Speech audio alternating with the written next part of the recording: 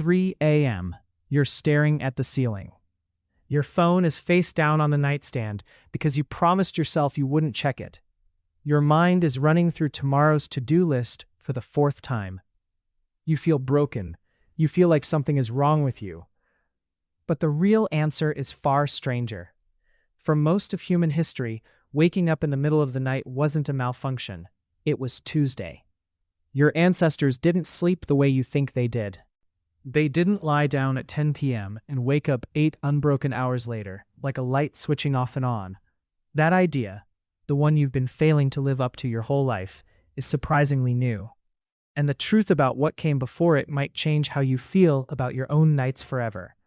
Let's go back. Not centuries, not millennia. Let's go back to before electricity existed at all. Roger Eckerk spent over a decade digging through diaries, court records, and medical texts from pre-industrial Europe. He wasn't looking for anything about sleep specifically. He was researching nighttime itself, what people did after dark. And he kept running into a strange phrase over and over in documents from wildly different centuries and countries. People wrote about their first sleep, and then later their second sleep. 2 sleeps, in one night, on purpose. Here's what that actually looked like. You'd go to bed a couple hours after sunset, once the fire burned low and the work was done. You'd sleep for 3 or 4 hours.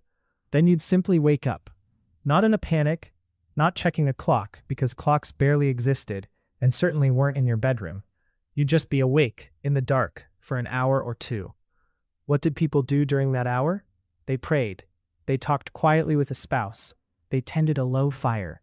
Some had sex, and multiple historical texts actually recommend this window specifically, since the body was rested but not yet fully alert. Some just lay there, thinking in a loose drifting state somewhere between sleep and waking.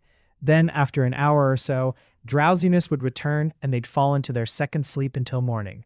This wasn't rare. It wasn't a disorder. It was simply how the night was structured, described so casually in old writing that authors barely bothered to explain it, the same way you wouldn't explain what lunch is. So what changed? Light changed. Cheap artificial light. As candles became more affordable, and later as gas lamps and electric bulbs spread through cities, the natural boundary between day and night started to blur. People stayed up later. The window for that first sleep shrank, then disappeared. By the early 20th century, segmented sleep had all but vanished from Western life, and within a generation or two, nobody even remembered it had existed. The 8-hour block became the assumed default, not because it's how humans are built, but because it's what fit a world lit by electricity and run by factory clocks. Here's where it gets stranger. Sleep researcher Thomas Ware ran an experiment in the 1990s that accidentally proved Eckerk's historical research correct, without either of them planning it that way. Ware placed volunteers in a room with 14 hours of darkness every night. No artificial light, nothing to do but exist in the dark, for weeks at a time. He wanted to see what human sleep would look like if you simply removed modern lighting from the equation. Within about a month, the participants' sleep split in 2. On its own, without instruction. They would sleep for a few hours, wake up calm and alert in the middle of the night for 1 to 2 hours, then fall into a second sleep until morning. Their bodies rediscovered a pattern their minds had never been taught, a pattern buried somewhere in human biology, waiting for the darkness to bring it back out. So when you wake up at 3 a.m., and your brain quietly starts running through thoughts, that's not always insomnia in the clinical sense. Sometimes it's a very old rhythm trying to reassert itself in a world that no longer gives it room to breathe. That doesn't mean modern insomnia isn't real, or that every disrupted night is secretly your ancestors calling to you. Chronic sleep problems are serious, and they deserve real treatment. But the panic itself, the spiral of something is wrong with me, that part is worth questioning. There's another piece to this. UCLA sleep researcher Jerome Siegel spent years studying 3 hunter-gatherer societies with no electricity at all, in Tanzania, Namibia, and Bolivia, to see how people actually sleep without modern light pollution or modern anxiety about sleep. What he found surprised almost everyone. These groups didn't sleep dramatically longer than people in industrialized nations. They averaged just under 7 hours a night, but almost none of them reported insomnia. The concept barely seemed to translate. Why? Because their nights were structured around a rigid demand to fall unconscious the second their head hit the ground and stay that way for a fixed number of hours. Waking briefly in the night wasn't treated as failure. It was simply part of being a person in the dark. Think about what that means for your own 3 a.m. You're not necessarily failing at sleep.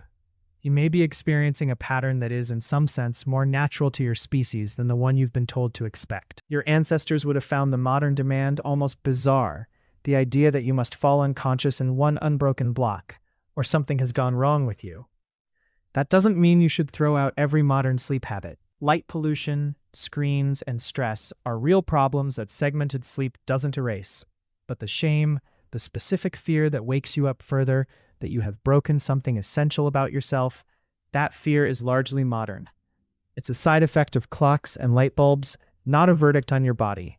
Consider what your ancestors did with that quiet, dark hour. They didn't reach for a glowing screen designed to keep their attention for as long as possible. They noticed the fire. They let their minds drift without judging the drift. You could try that tonight, not forcing sleep, not scrolling, just lying there in the dark, the way humans have done for most of the time humans have existed, trusting that this pause is not evidence of brokenness, but a quieter echo of something ancient in you. Because the next time you wake up at 3 a.m., staring at the ceiling, feeling broken, remember this. The real answer is far stranger and far kinder than you think.